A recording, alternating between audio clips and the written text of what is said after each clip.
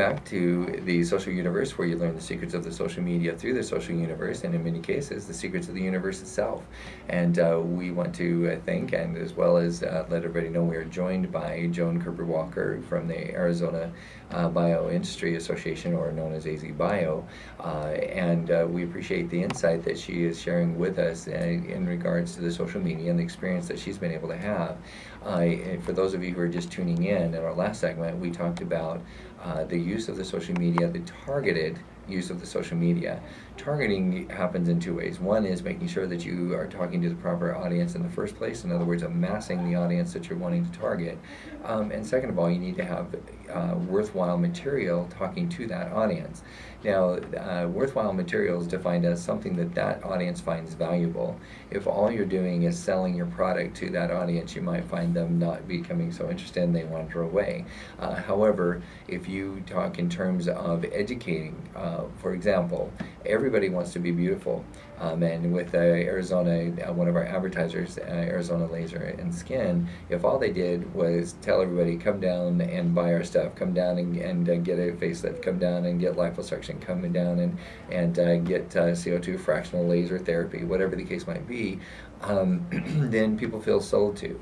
But if they are able to create and get rid of the misinformation and or educate heavily about all the different options that are out there. People want to know, what are my options when it comes to beauty? Do I really have to end up looking like Joan Rivers? Or can I actually use techniques that are much more natural? Now, poor Joan Rivers, I didn't mean to throw her under the bus. She's done the best she can, but consider her age and consider how much the medical industry has advanced in her lifetime. So she started early on with anti-aging practices, and so she's still wearing a lot of those anti-aging practices that are in some cases 40 years old. And so it shows on her face. But in the future years, I think you're going to find that people that are her current age, using some of the anti-aging techniques, are going to look a lot younger at the same age, even though they went to the med spa probably just about as much, and the cosmetic surgeon just about as much as Joan Rivers. So now, using that analogy, the same thing goes in the social media, is that if we are using techniques that are 40 years old, nothing wrong with that. And sometimes things will come right, and this is what we're talking about on the unification theory. Sometimes things that are 40 years old come back on a foundation of something that's new, is reintroduced, and it works correctly this time. So what we're talking about over break is that if you take all the different types of social media and concentrate on the types of social media, to reiterate what Joan was saying earlier, concentrate on the types of social media that tend to be amassing the type of audience that you have, whether it's younger people or whether it's older people, professionals, whatever the case might be. And one of the things we didn't mention is to also join groups that are currently existing. So the Arizona Biomedical Association, I'm sure, has a group on Facebook. Am I right? We have a page on Facebook. Okay. Okay, and our page is facebook.com/azbio, AZBIO.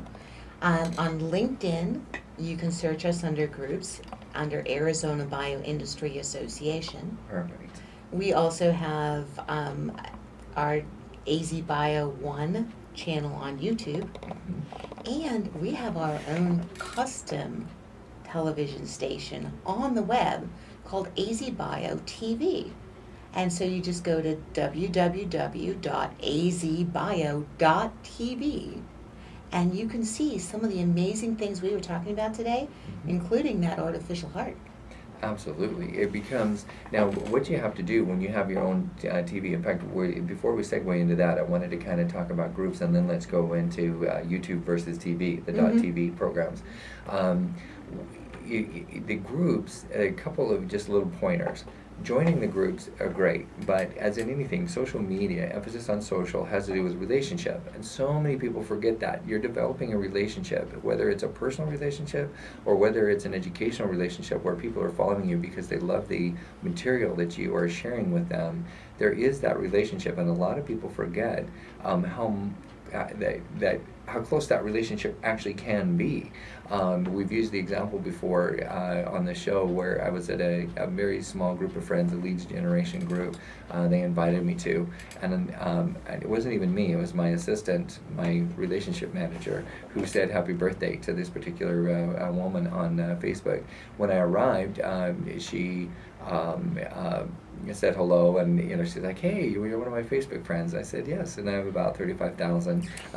So similar to you, there's a lot of different accounts and things that we utilize, and of course I always say, "Yeah, you're one of my great Facebook friends." So anyway, the meeting started, and as we went around the room, I could tell that the woman to my left was getting more and more agitated. When it finally came to her turn, she was the last one in the group. She said, "Guys, it's my birthday today. And last week when we met, I told you it was going to be my birthday next week. And not only did you not do anything today for my birthday, you didn't even say happy birthday, except for Kurt Wilhelm, who said happy birthday on Facebook to me today." And she proceeded to hand me 150 payroll clients that she had in her business, and she said, "I want you to go visit all of them and tell them that I recommended that you come." And there was an outcry in the group saying, "Hey, you've never even done that for us, and you've known us a long time." And she said, "Yeah, but you didn't say happy birthday either." So the point is that you develop that relationship, and you don't realize how legitimate it feels to the people who are with you in the social media. So don't discount that, but as in anything, if you start developing a great relationship and then you let it drop, it can go stone cold as well. So keep that relationship going, keep that education going, and that applies to the groups as well that you're in. So speaking of relationship, a lot of the moderators of those groups, you can submit your posts to them and then they post, because otherwise it just gets very spammy and nobody wants to be reading the posts in that group. So there's kind of a two-edged sword to that. You want to join a group that you have a relationship with, and if you don't have a relationship with the director of that group or the moderator of that group, create one. If you have to go offline, take them to lunch, talk to them, chat with them, let them know why it's so valuable that your posts would be valuable to their group if they really are. And if they are targeted and they work well, then your posts will be high quality posts that would go to a high quality audience.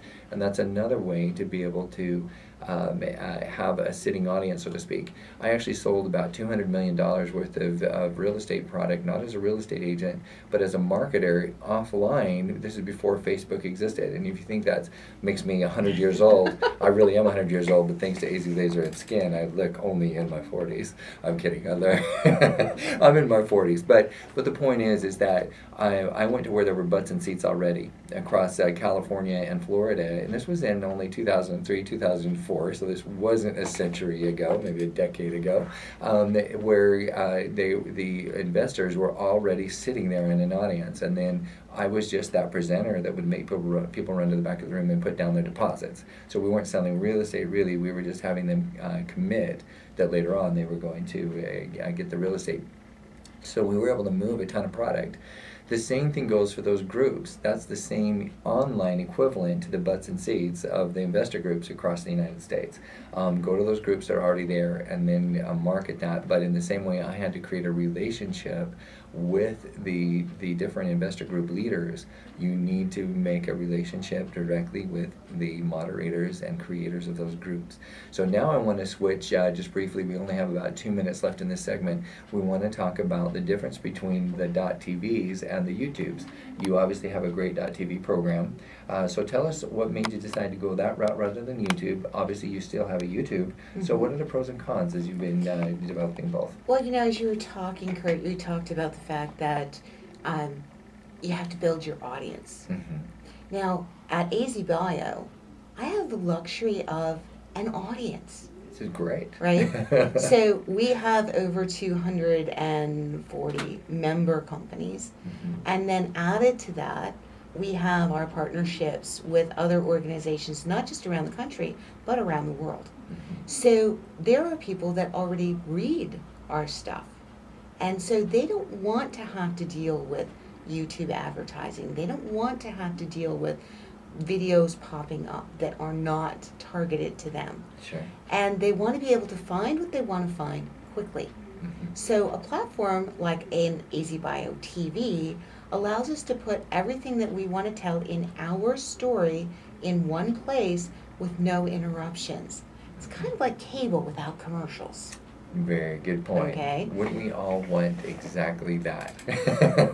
Now, setting something up like that, if you don't already have an audience, is equivalent to putting a billboard in a cornfield in Nebraska.